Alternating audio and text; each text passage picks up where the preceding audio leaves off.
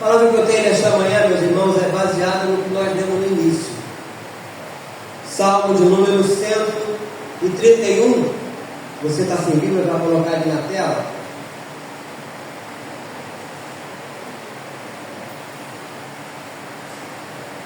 A pergunta que eu quero deixar no início é: em tempo de crise, o que fazer? Nós estamos vivendo dias difíceis, em que, quando você menos espera, acontece algo diferente que lhe entristece. Mas sempre houve isso na história da humanidade. Desde quando o homem peca, lá no Jardim do Éden, ele já entrou em crise. A primeira crise dele foi com Deus. E assim, na procriação, no aumento dos seres humanos, as crises foram acontecendo em vários estágios. E hoje nós estamos vendo no mundo inteiro. Pode permanecer sentado. Então, nesse Salmo 131, o título aqui na minha Bíblia é Calma em Deus. Cântico de Romagem de Davi. Davi era um rei, e mesmo sendo um rei, tinha lá os seus súditos, né? Mas tinha também as suas crises. Você pegar a história, começando lá no livro de 1 Samuel, quando ele foi chamado para ser rei. Antes era o rei Saul, mas Saul desobedeceu a Deus, Deus escolheu Davi posteriormente. Então, a crise de Davi era uma crise fora de casa e dentro de casa. Fora de casa com os seus inimigos, dentro de casa com os seus filhos. Um dos filhos dele estupra a irmã, o outro filho vai e mata esse irmão, e esse filho que mata o irmão depois quer usurpar o trono do pai. É uma confusão terrível. Mas aqui nesse Salmo 31 diz assim, ele falando: Senhor, não é soberbo o meu coração, nem altivo o meu olhar. Não ando à procura de grandes coisas, nem de coisas maravilhosas demais para mim. Pelo contrário, fiz calar e sossegar a minha alma. Como a criança desmamada se aquieta nos braços de sua mãe. Como essa criança é a minha alma para comigo. Espero Israel no Senhor, desde agora e para sempre. Querido Deus, obrigado, Deus, pela leitura da Tua Palavra. Faça com que todos nós possamos entender e compreender tudo que vai ser ministrado aqui. Como teu arauto, eu peço a Tua ajuda, que eu não acrescente nada e não tire nada do que está escrito aqui. Mas tudo que eu falar e fizer, seja para a honra e glória do nome santo do nosso Senhor e Salvador Jesus Cristo. Que tudo amém. Antes de iniciar a palavra, eu queria apresentar a minha prima. Fica de pé aí, prima. Cristina. É o namorado? Fica de pé lá dele? Limpo. Dá uma salva de mão para ele também. Ela disse para mim que viria, mas estava com uma dificuldade para vir, esqueceu a chave do carro. O inimigo é terrível, né? E depois o Uber não vinha porque não fechou a corrida passada. Acontece um monte de coisa. Eu nem pensei que ela vinha. Eu falei, mas logo mais tem culto. Vem logo mais, mas ela veio agora. Amanhã. Deus abençoe vocês, tá? A minha prima dispensa comentário. Tem outra prima também, que é a Aninha, né? Ela lá em Saparema. Ok. Querido, diante do que nós lemos aqui, talvez a palavra que melhor descreve o nosso dia seja crise. E aqui Davi descreve nesse Salmo 131, nos oferece uma receita eficaz para a situação de crise. Nós vamos ver mais adiante. Aqui nesse versículo 1, tanto a palavra soberbo, né, como a palavra altivo, tem o mesmo sentido, que é orgulhoso, a pessoa orgulhosa, né? Quando ele fala, Senhor, não é soberbo o meu coração, ou que ele pudesse falar, não é orgulhoso o meu coração. Aqui ele está dizendo que não anda à procura de grandes coisas. E nós sabemos que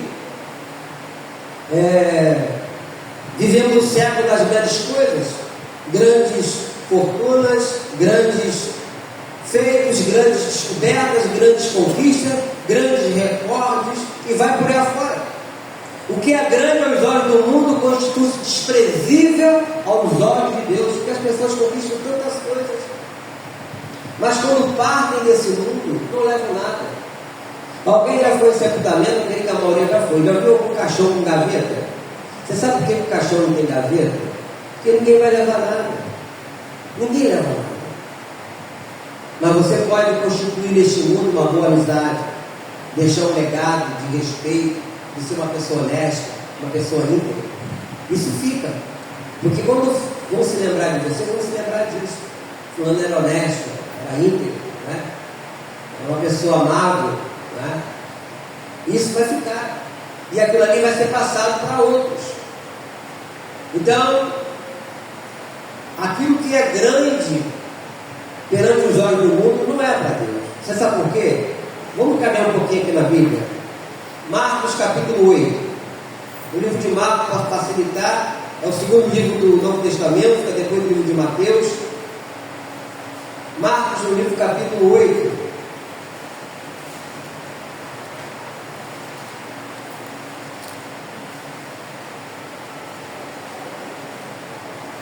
É um versículo bem conhecido aqui, o versículo número 36.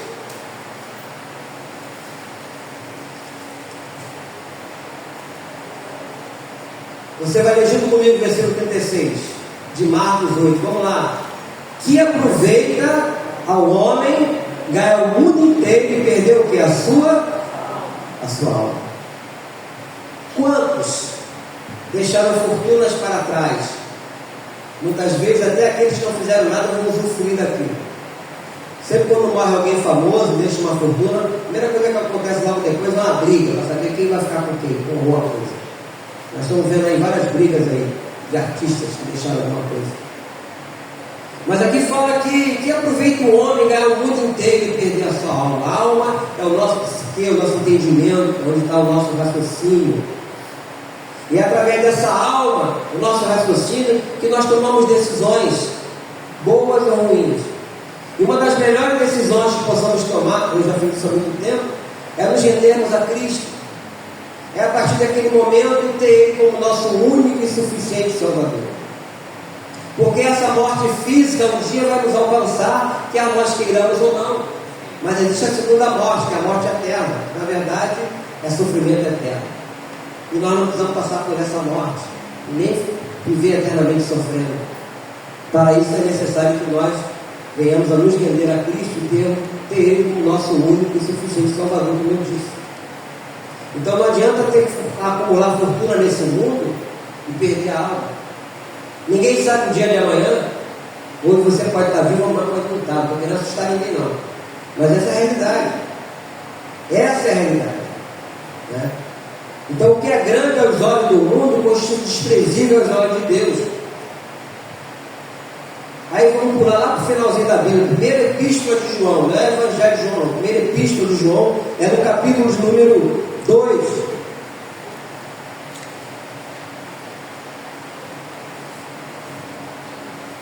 Versículo 15.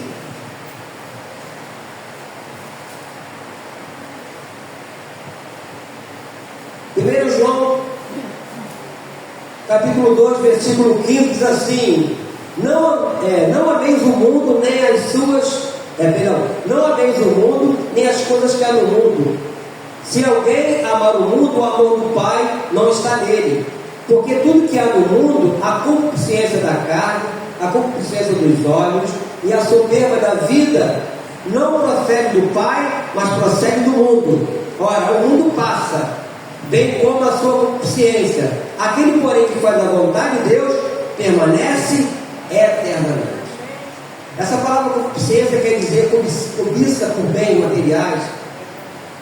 Tem um forte desejo, que é sinônimo de libertinagem carnal, ou seja, que é um pecado que desagrada a Deus. Então aqui está uma recomendação, né? Que às vezes as pessoas ficam mais preocupadas com as coisas deste mundo, com as coisas de Deus. Não que você não possa progredir, né? Querer avançar, querer ter um bom emprego, estudar, como nós falamos aqui da Letícia, né? Do Edmilson, da irmã Elisângela. Então, estudaram, né? E vão estudando para progredir, para ter uma vida mais confortável. Isso é importante, né? Isso não é desprezível, pelo contrário, né? É louvável isso.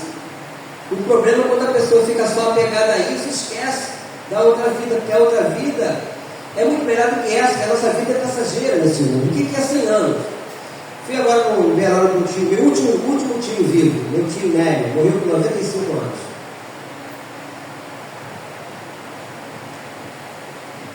Ele foi auditor do INSS. Né? Deus concedeu a ele bastante dias, mas ele levou um tombo em casa, e nesse tombo descobriu, levou 3 tombos, no terceiro descobriu que ele tinha um tumor. E foi tratando, mas ele não queria mais dar prosseguimento, e alguns desejos dele foram cumpridos, e assim ele partiu. Mas o que é 95? Vamos ver o Diácono Pedro, estava ontem lá no Evangelho, vai fazer 91 anos. O Diácono Pedro está lá atrás. E o pessoal andou tudo por aqui, não, vamos até Caxias, ele queria andar até Caxias.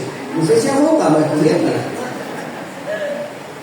Está lá o Pedro, ele vai fazer 91. Já for acompanhar o Pedro, está ferrado. Não, você vai ficar para trás. Mas mesmo assim, o que é 100 anos para Deus? Se Ele promete uma vida eterna com Ele, você que acorda de manhã pelo trem cheio aí, de Belfort Roxo, chega ali, Madureira, de para baixo ali, o trem para, tem que descer na linha do trem, sol quente. Eles falam que o trem avariou, antigamente falavam assim, né? O trem avariou. Sabe que na vida eterna você não vai precisar passar por isso. Nem pegar trem cheio, nem pegar metrô, nem ser surpreendido que o aplicativo da Uber não fechou a sua corrida, né? Na vida eterna, é alegria eterna. Né? E eu fico sonhando com essas coisas. Lá em 1 Coríntios capítulo 2, versículo 9, diz que nem olhos viram, né?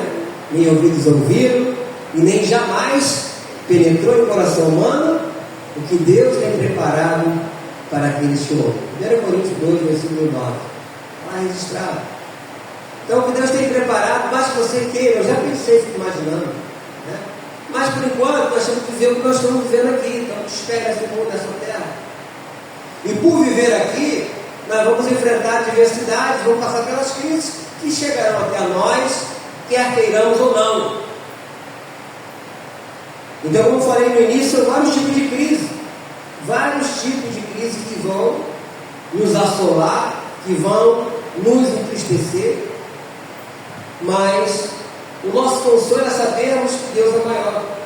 Aqui no versículo 17, desse texto que nós lemos aqui de 1 João 2, diz assim: ora, o mundo passa, bem como a sua consciência, ou seja, bem como o pecado. Aquele, porém, que faz a vontade de Deus permanece eternamente. Esse é o segredo. Fazer a vontade de Deus. Esse é o segredo. E a coisa maior que o homem pode buscar em Deus é saber que Jesus, Ele é um grande tesouro. Que nós lemos aqui no livro de Marcos, que tentou ligar o mundo inteiro, entender a história. O nosso maior tesouro é Jesus Cristo. E nesse mundo, meus irmãos, secularizado, as pessoas estão à procura de fama, de posição, de poder, de posses. Que Deus nos deu um coração humilde e nos leve a buscar o que de fato tem valor permanente. Coloque para mim aí Hebreus capítulo 13, versículo 5. Hebreus 13, versículo 5.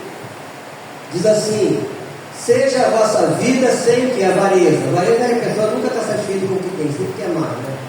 Contentai-vos com as coisas que tendes, porque Ele tem dito, coloca lá, de maneira alguma te deixarei, nunca, jamais te abandonarei. Deus falando. Esse é o segredo. Esse é o segredo. Então, muitas das vezes, as pessoas nunca estão satisfeitas com o que têm. Tem, mas estão sempre reclamando. Não vivem aquele momento, porque é a sua preocupação. Tem pessoas que pegam no trabalho de manhã cedo e vai até a noite. Chega em casa, não dá nem vontade mais de jantar, está tão cansado, nem o sofá novo que comprou não vai sentar. Quando for sentar no sofá, já está rasgado. porque não teve tempo nem para sentar no sofá. Mas com Deus as coisas são diferentes. Voltando lá para o Salmo, o salmista, no versículo 2 do Salmo 131, diz assim: pelo contrário, fiz calar e sossegar a minha alma, como uma criança desmamada se aquieta nos braços de sua mãe. A criança chora, você que é mãe, teve filho, coloca a criança ali, ela manda, já vai se aquietando. E quando ela acaba de mamar, ela dá aquele soninho. Depois que quando ela rotar todo o negócio, eu sou da época que colocava um pedacinho de papel de pão na testa. Quem lembra disso? Dispersão, né? Até nada a ver. Mas o pessoal colocava. Todo mundo falava, bota um pedacinho de papel de pão. Que antigamente o pão hoje vem um saquinho de plástico. Antigamente ela enrolava no papel. Bota lá na testa da criança que ela vai parar de rotar. Mentira, tem que botar a criança em pé, assim nas costinhas dela, né? Assim. Ela rota. É a rota ou a rota? Acho que é a rota. Mas enfim. Mas a criança, ela se aquieta. Aí ele fala da alma aqui. Pelo contrário, fiz sossegar a minha alma, o meu entendimento, o meu raciocínio. Ele fez se aquietar. Porque muitas das vezes, meus irmãos, o cansaço tem nem cansaço físico, é o cansaço da alma, da preocupação que vem. Lá em Mateus 11, no versículo 28, Jesus fala o seguinte, né? Vinde a mim, todos vós estáis cansados, sobrecarregados, e eu vos aliviarei. Tomai sobre vós o meu jugo e aprendei de mim, que eu sou o quê? Manso e humilde de coração, e essa é a descanso do quê? Do corpo? Da vossa alma. Então, quando nós buscamos a Deus, o descanso é na alma. É na alma. E aqui ele faz essa analogia, como a criança desmamada se aquieta nos braços de sua mãe, como essa criança é a minha alma para comigo. Então ele faz essa comparação e traz para ele. Então, como eu falei, a vida de Davi não foi uma vida fácil, não. Foi muito difícil, mesmo sendo rei, né? E ali, os problemas que ele teve, né? O pecado que ele cometeu grave, que foi um pecado de adultério, foi coloca o marido da mulher na frente da batalha para morrer, e ali começou a complicação toda. Mas mesmo assim, de tanto ele buscar a Deus, de tanto ele ter comunhão com Deus, a Bíblia fala que Davi era um homem segundo o quê? O coração de Deus. Com todas essas falhas. E você também pode ser segundo o coração de Deus, se você buscar de tudo. Tem que ser de todo o coração, não pode ser meia boca, não. O primeiro mandamento qual é? Amarás o Senhor teu Deus de todo o seu coração, com toda a sua força e com todo o seu entendimento. Tem que ser com tudo. Não pode ser pela metade. Não pode deixar para amanhã, para depois. É você lá no seu lugar secreto, na sua casa, no seu quarto, no lugar que você achar melhor na sua casa, você se ajoelhar e falar com Deus. Você não vai ver, mas você vai falar. Quando você clamar pelo nome de Jesus, você vai ver a diferença. Aleluia! Confessar, Senhor, eu sou um pecador, eu sou uma pecadora, eu não sou digno de nada, mas Tu és Deus Todo-Poderoso. Eu creio que Tu pode mudar a minha história, mudar a minha vida. Amém. Eu me coloco nas Tuas mãos. É você abrir o coração, rasgar o seu coração na presença de Deus. E você vai ver os acontecimentos posteriormente. Você vai ver isso, vai ver as coisas acontecerem. Isso não é utopia, não. Não é nada de verdade, isso é uma realidade. A busca em Deus tem que ser de todo o coração. O profeta falou: buscar-me-eis e me achareis quando me buscardes de todo o vosso coração. Tem que ser de todo o coração. Aqui nesse versículo vê que ele ficou sossegado como uma criança se aquieta nos braços da mãe. Ou seja, hoje nós somos uma sociedade inquieta, uma sociedade tensa, nervosa, neurótica, ansiosa. Só Jesus pode trazer a paz. Aí eu queria ler mais um texto com os irmãos, agora é Evangelho de João. Nós estávamos em Epístola de João, Evangelho, que é o quarto livro do Novo Testamento. Evangelho de João, capítulo 14. Olha o que Jesus está dizendo.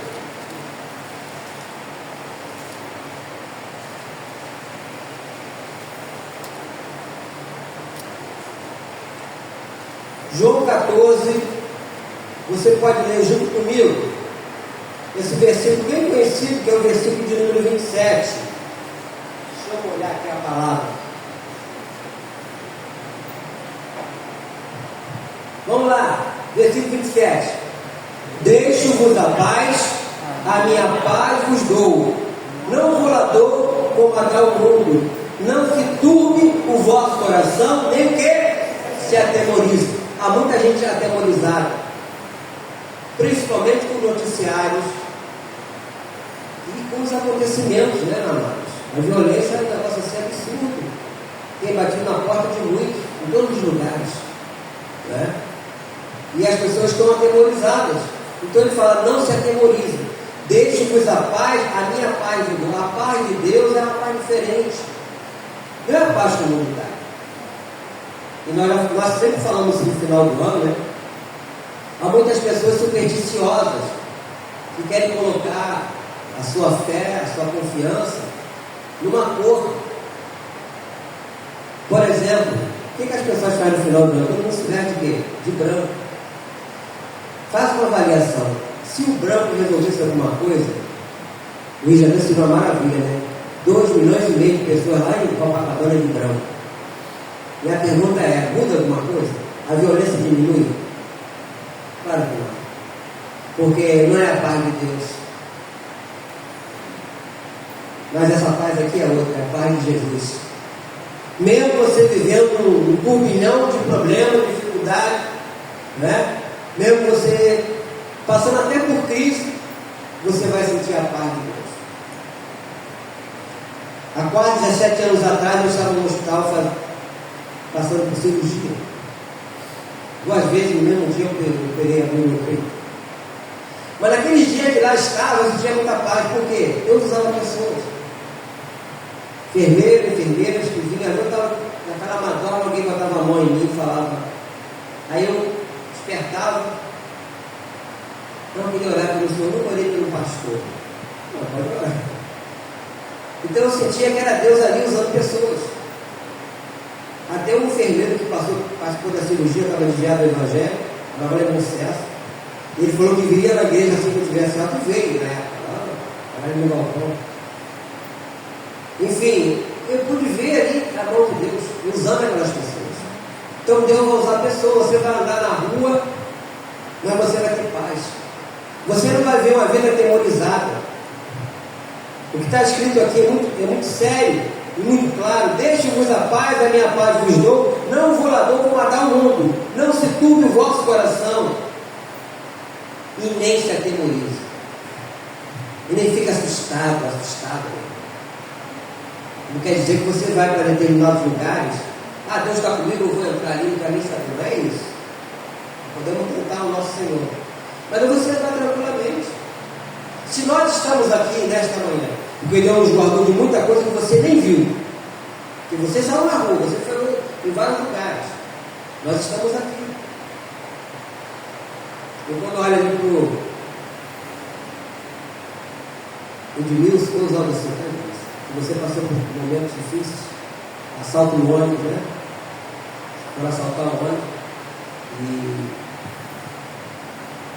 a pessoa lá falou: ele é polícia, vou matar ele. Ele matou. Depois teve aquela situação lá em Caxias, né? Eu me lembro que nós estávamos lá no balcão, o Zé falou para mim: pastor, olha que ele foi baleado, levou um tiro no peito. Tiro de fuzil no peito, a 2 centímetros do coração. Se ele está aqui, porque Deus guardou. A honra e a glória de Deus. E tantos outros mais que passaram por momentos difíceis. Né? Se nós estamos aqui, amados irmãos, porque esse Deus da paz fala, né? Deixe-nos a paz, a minha paz nos deu. Está comigo, está contigo. Porque se não fosse assim, nós não estaríamos aqui hoje. Nenhum de nós. Independente da fé que você professa. Nenhum de nós. A honra e a glória sempre será do nosso Senhor e Salvador Jesus Cristo. Em alto mar, numa hora de pânico, eu já contei essa história aqui. Um garoto tranquilo estava lá no seu camarote e estava lá se você já viu, importa o tamanho do navio, mas se o mar estiver bravo, o navio vira uma caixa de fósforo ali no mar, sobe e desce. E disse que esse garoto dizia: eu sei que tudo sairá bem, quem está no comando desse navio é meu pai. Ou seja, ele confiava no pai dele lá, na condição daquele navio. Da mesma forma, a nossa esperança tem que estar em Deus, sabendo que Ele está no controle da nossa vida, amém? E Ele vai trazer essa paz, a qual todos nós precisamos dela. A esperança, o alento do cristão é Cristo Jesus. Ele é a âncora, Ele é o nosso porto seguro, e nós não podemos deixar de acreditar nisso. E para fechar aqui, eu queria ir em 2 Timóteo, capítulo 1, versículo 2. Bem mais adiante aí.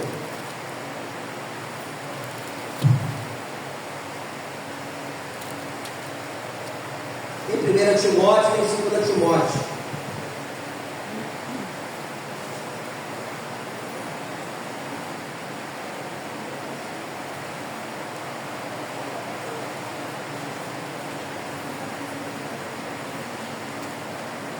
Paulo estava ministrando para o seu filho na fé, Timóteo. Ele fala da prática e da firmeza e da fidelidade. Mas aí você pode ler mais tarde o versículo anterior. Eu quero me ater aqui no versículo 12 de 2 Timóteo, capítulo 1, que diz assim, versículo 12. E por isso estou sofrendo essas coisas, todavia não me envergonho, porque sei quem tenho crido. Estou certo que Ele é poderoso para guardar o meu depósito até aquele dia. Ele estava passando um momento muito difícil, o apóstolo Paulo. Mas ele não se envergonhava, não. E ele sabia quem estava com ele.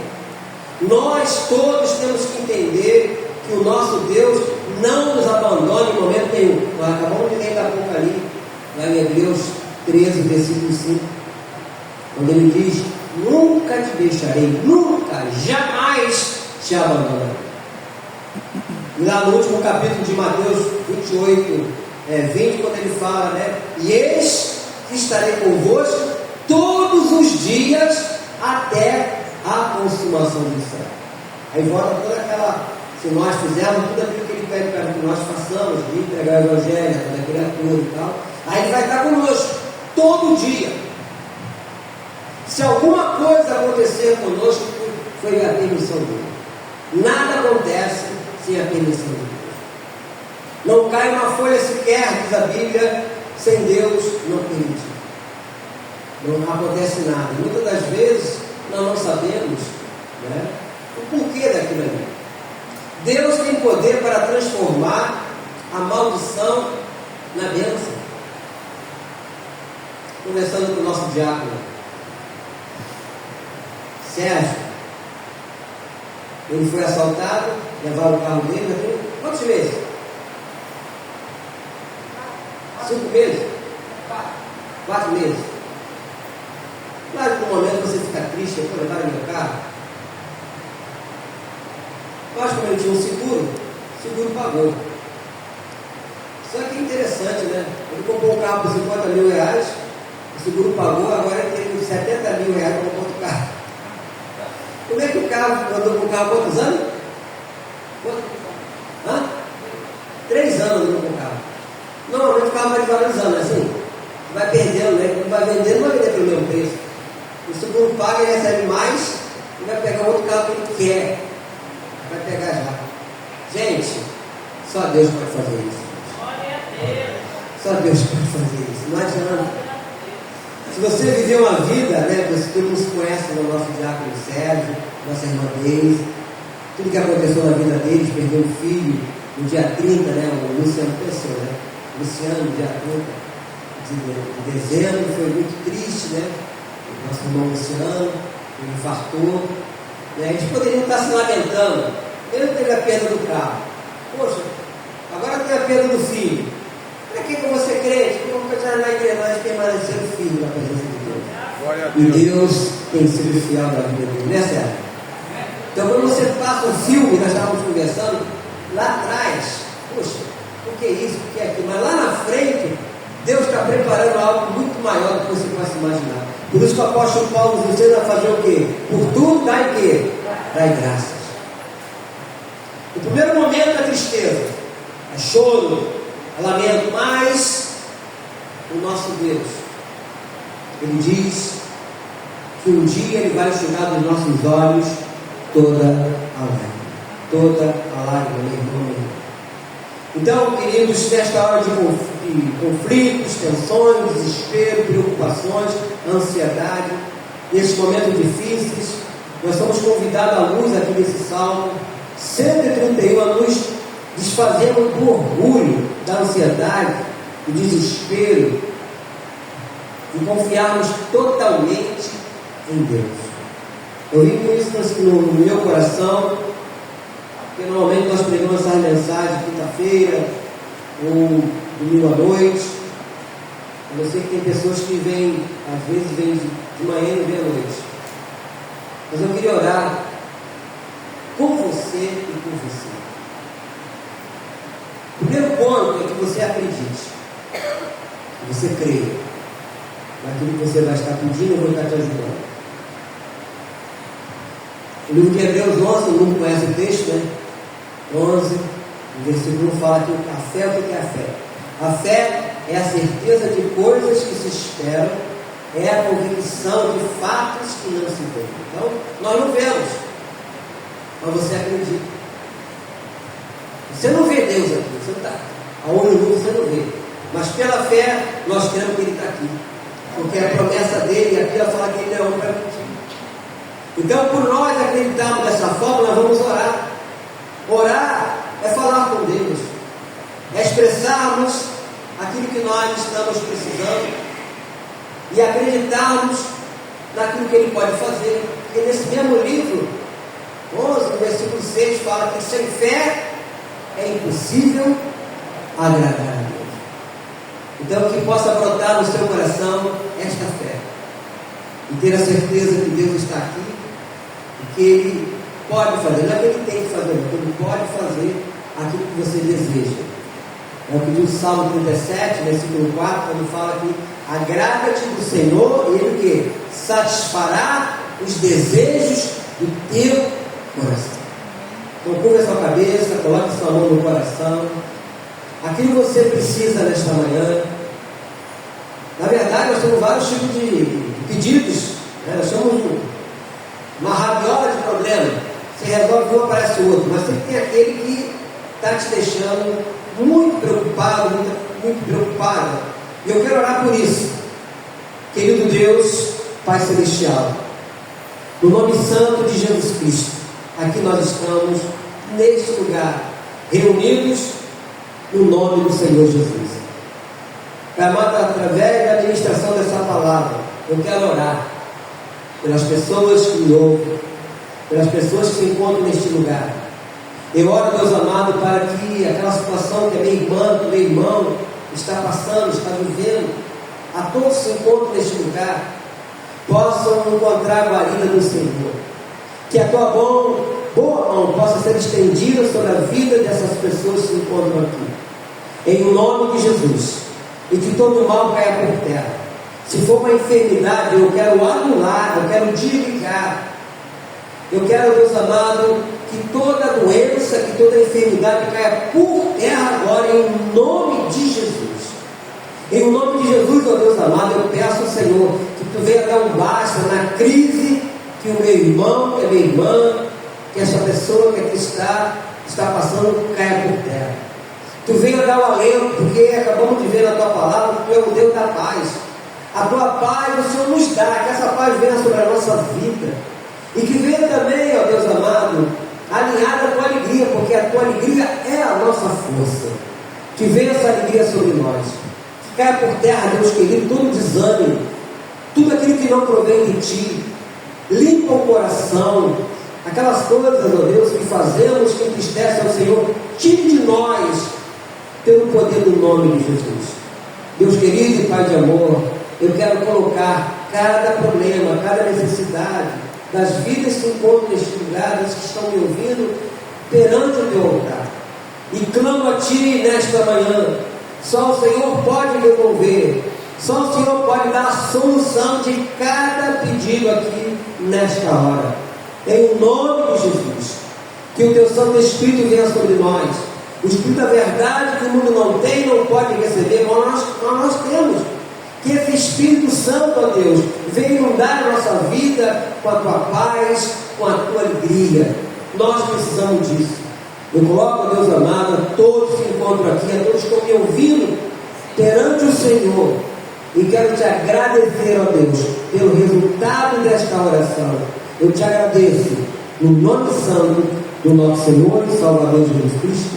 Que todos digam amém. Uma salva do palco ao nosso Senhor Jesus. Toda honra, toda glória é para Ele. Fique de pé.